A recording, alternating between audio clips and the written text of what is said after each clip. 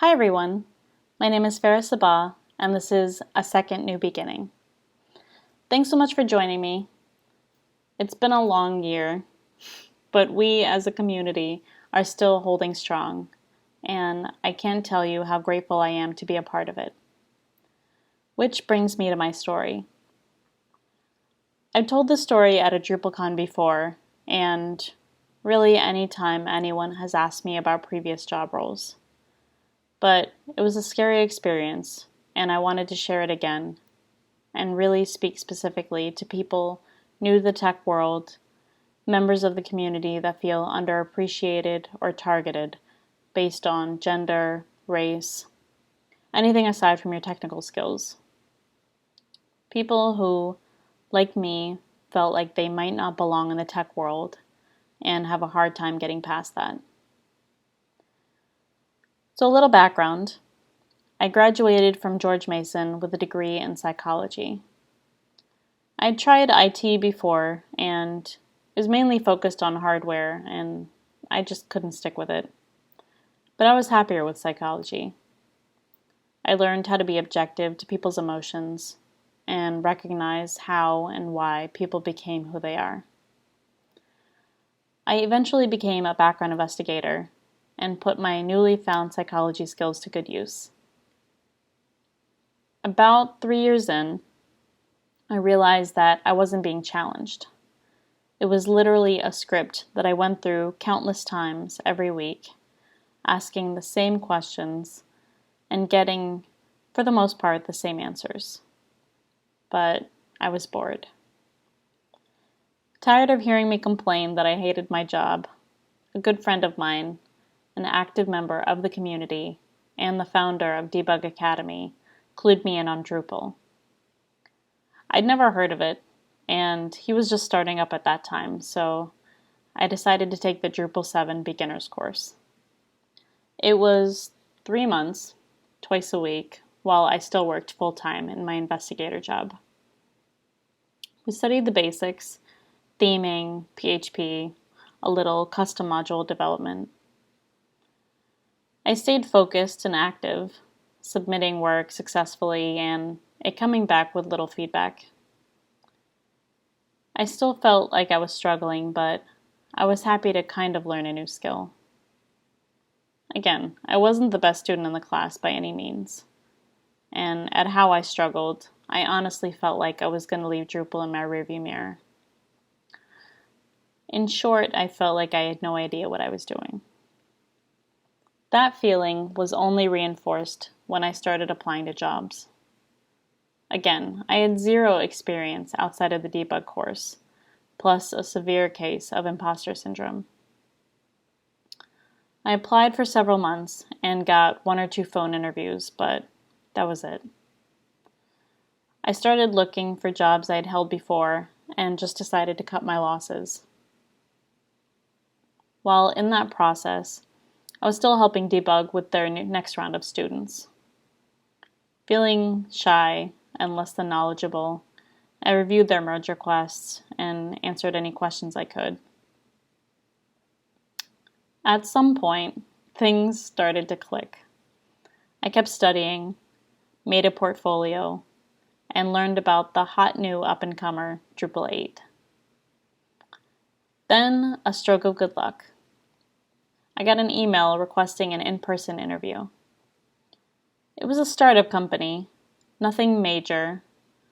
They held a few government contracts and needed a junior developer to help out. I went in for my interview and was greeted warmly by a sea of men. The only woman there was a business analyst. I felt intimidated, being the only and not even great female developer.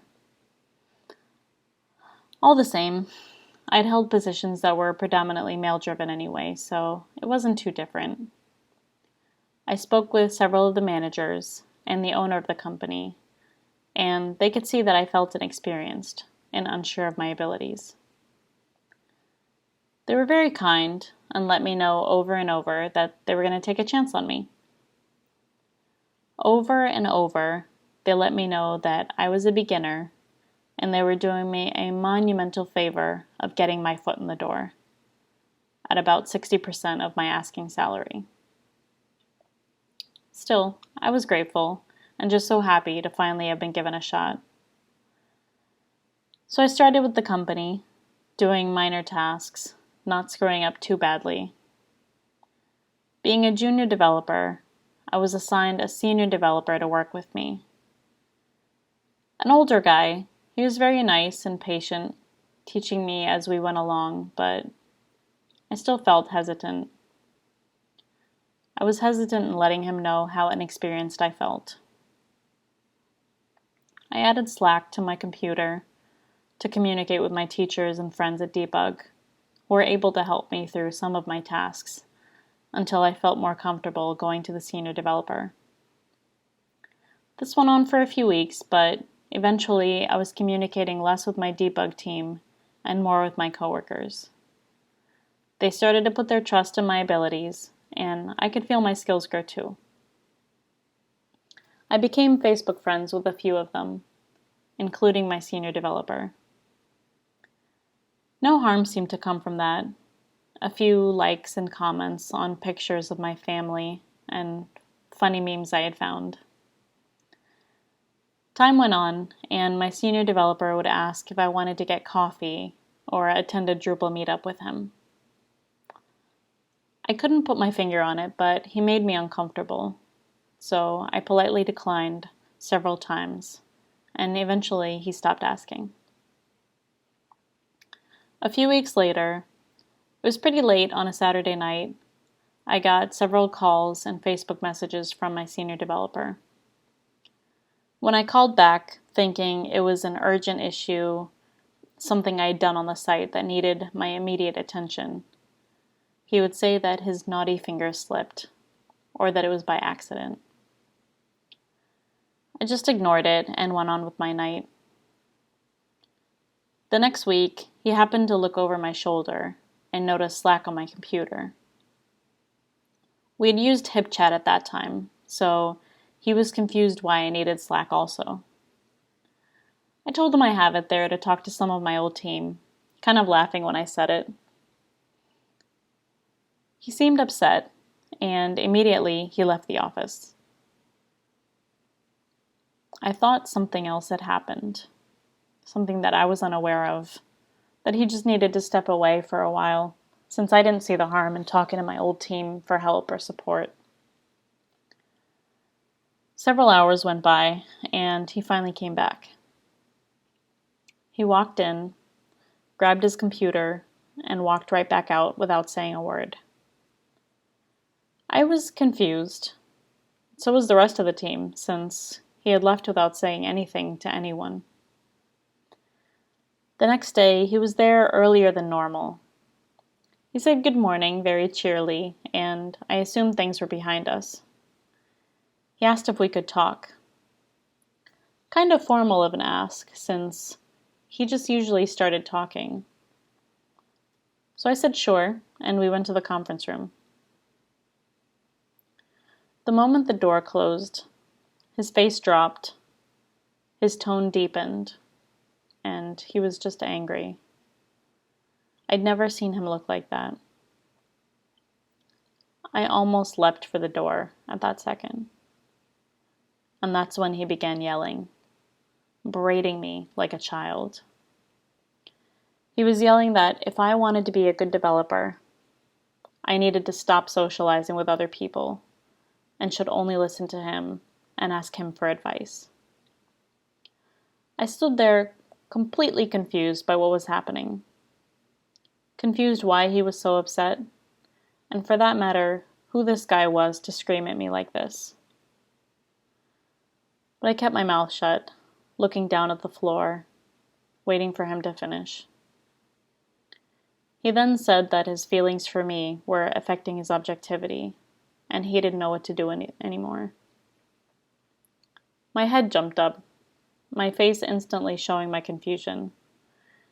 I had completely been oblivious to his feelings for me, and finally realized that he wasn't upset I was asking my old team for help or socializing, He was jealous. A few minutes later, he finally stopped and asked if we were cool. What else could I say? I was still a junior level, and I needed that foot in the door. I said yes and left the room, holding back my tears. The conference room didn't have any windows, but the walls were pretty thin, so when we walked out, I could feel the entire team's eyes on me. I grabbed my phone and ducked into a stairwell and called a friend of mine, just rehashing everything and trying to find some explanation of what had just happened. I calmed down a bit and came back shortly after. The senior developer was nowhere to be found. He came back about an hour later with the vice president. He sat down and just began working normally, avoiding eye contact, but still looking out of sorts. The vice president asked if I wanted to get coffee. I thought, all right, this is it. I put Slack on my computer. I talked to other people during work hours. They gave me my shot and I ruined it. We went downstairs for coffee, and to my surprise, he immediately apologized, saying that the senior developer had told him what had happened, and that he thinks he just doesn't handle emotions well. He told me that if I needed to, I could work from home a few times a week or more until I felt more comfortable being back in the office and back to working with my senior developer. I was just grateful for not being fired. Either way, I wasn't going to be intimidated into not coming into my office because I got yelled at for what I realized was nothing. Through, divine intervention or a scarf that was too thin, I got the flu of my life that very same night. So for the rest of the week, I stayed home. Several days went by, I was still sick, working remotely, and calling into my meetings, but could literally not get out of my bed. After the third day of working from home, I got several text messages from my senior developer asking to call me to apologize, saying he would leave his job if it meant that I would come back, and he's sorry for how he had acted. My response was a bit salty. I told him that the only reason I'm home is because I'm sick, and he has nothing to do with my not being in the office. I came back the following week to find his desk empty. I asked where he went, and the president and vice president told me that he had moved projects and locations. I felt relieved, but also kind of bad because I was sure it was related to the incident. I shook it off and went about my day. As I was leaving, the vice president asked if our scrum master could walk me to my car. I was confused. Our building was in a very upscale area, and the garage was directly beneath it. I thought something strange had happened while I was out, and that everyone needed to go to the garage in pairs. Either way, I said thank you, and he continued to do that for a few more days. After about a week, it eventually stopped, and we resumed work as usual. Our development work was a bit light, so I was asked to help with contracts, proposals, and attend sales events. I had never done sales before in my life, but my managers told me all they'll see is a pretty face. On top of those events, being as we were such a small company, I also acted as the office manager, refilling kitchen supplies and buying coffee creamer, still saddled with that sense of loyalty for them having given me my shot into the tech world, and felt okay doing it because we were a family. Fast forward to several months later. I was attending a sales event with the vice president, and the topic of my senior developer came up again. He looked hesitant for a moment and then told me that the week that I was out nursing my flu, my senior developer had come into the office looking extremely agitated. He walked in saying that he had a gun and he was afraid of what he would do with it. They talked him down, trying to figure out if he had it on him or what had caused him to snap like this. I don't think they ever found out exactly what had happened, but eventually they were able to calm him. They gave him a few minutes to compose himself, and then security was called. He was let go and escorted out, still fairly calmly from what they told me. I felt a cold rush run over me. I asked the vice president why I had never been told what had happened. I was angry, first that the senior developer had done that, but also that a potentially dangerous threat had not been shared with me. That I needed protecting, treated like the same child that had been berated in the office months before. They told me they didn't want to frighten me, bringing up that feeling of family again. I told him that should have been my decision. We buried it and just resumed work again as usual, but I still felt afraid, checking over my shoulder, worrying every time I saw someone with his hair cut, or when I was on the road and would see the make and model of his car. I stopped attending Drupal events and would even check for his posts on public forums, afraid that he would try to contact me again, that all of the bad feelings he had felt would come back and he would remember how I had hurt him, that I would be targeted just because I didn't respond the way he wanted and didn't share his feelings. I kept checking and took precautions in making sure he and I wouldn't cross paths again, which thankfully we never did. During that time, being so afraid all the time, his face still held firm in my mind, and I still thought of it every time I went into the office, that he used to sit there, that he would just be there and I would expect him to walk through the door at any time. It was nerve-wracking. Eventually I was able to suppress it a little and just continue working. A few months after that, the contract I was working on ended pretty abruptly. We were basically told we had until the end of the week to close everything out. Luckily, I'd been speaking to a friend of mine and had gotten an interview with Booz Allen. Within a week, I had my interview, and the following week received my offer letter.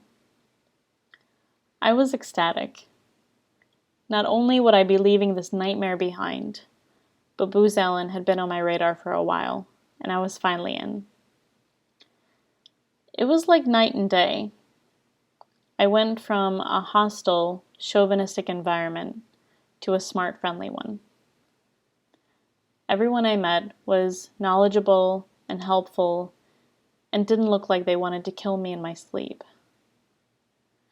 Not only that, so many offices I walked by, I saw a female writing code. I finally felt at ease, like I belonged somewhere. And with every person I met, I felt a little part of the previous year and a half of my life melt away. I started as a junior developer again, feeling like I had learned nothing between my debug course and then, except how to keep my guard up, and feeling like I was less than worthy to have anyone spend time teaching me anything. So I started as a junior level, assigned a senior level to work with me. Hesitant to get close to anyone, and trying not to rub anyone the wrong way, I pulled back and tried to work as independently as possible. I quickly learned, though, that this time was different. I was taught, challenged, and best of all, appreciated. Not because of guilt or loyalty or even fear, but because I worked hard and wanted my team to succeed. But it took time. I basically felt like a beginner all over again, trying to forget everything from my previous year and just trying to learn something new. Because of how different this experience was, I could feel my confidence grow. I quickly became a go-to person on the team, answering questions and giving client demos. And best of all, I had the right support system in place. My project team and my company team that guided me to push myself and learn as much as I could. So much that less than a year of being with the firm, I got promoted. But it didn't stop there. The moment I was promoted, my manager and I began talking about how to get to the next level, which I made a little over a year later. Something unusual, even in the firm. I really wanted to succeed and gave 110% every day. My experience really showed me the differences between companies, between male and female roles, and how to better handle them, by letting my knowledge and my confidence do the talking. I'm thankful that my company is particularly cognizant and making an effort to treat employees fairly. But things do slip through the cracks, and I wanted to bring this up as well. I'll give you an example. I had been with my company now for about 2 years, and that's when I realized that based on my experience, my place on the team, and my knowledge level, I wasn't making as much as my male counterparts.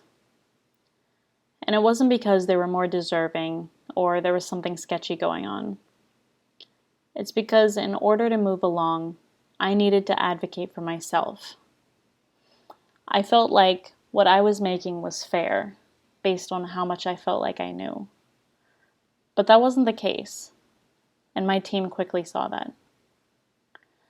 When I brought it up, we did some digging and realized that, yeah, I was making much less than they had thought as well.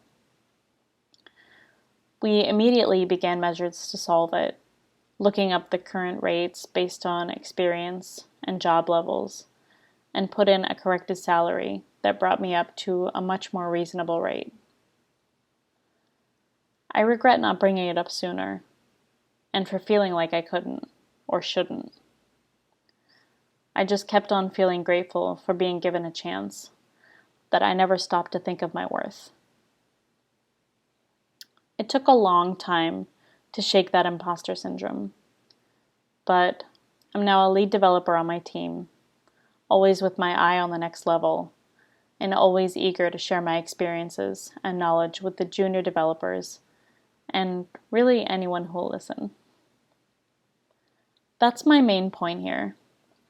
I had a less than typical start into my career, but I know so many that are suffering in silence as I did, watching as others are promoted and rewarded for the same amount of work, and feeling like I needed to keep myself down just so I wouldn't ruffle any feathers, or feeling like I was undeserving. Also, that females, still proving to be an incredible advantage to the tech world, can be victimized or forgotten based on others' feelings and actions. I don't want to generalize because it's not the case for all, but until we can talk about these things more openly, without the fear or threat of retaliation, we run the risk of it happening again and again. There were so many signs that I needed to move on from my last company. So many signs that I was underappreciated, taken advantage of, sexualized, and dehumanized.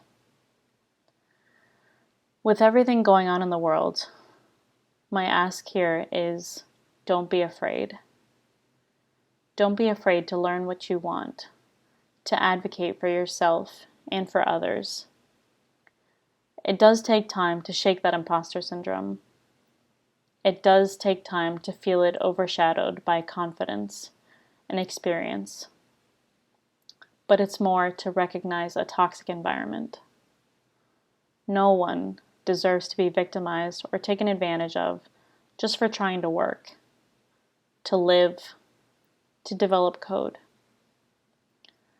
Our community is incredible, and the way I and so many others talk about it, it'll only grow. Sounding like parents talking about their children, how amazing Drupal is, and the community, how much it's grown, and something really cool it did today. We'll continue to grow and support each other because that's what we're all about. And I, again, am so grateful to finally be a part of it. I want to thank the DrupalCon community for giving me the opportunity to share my story once again. And thank you all for joining me.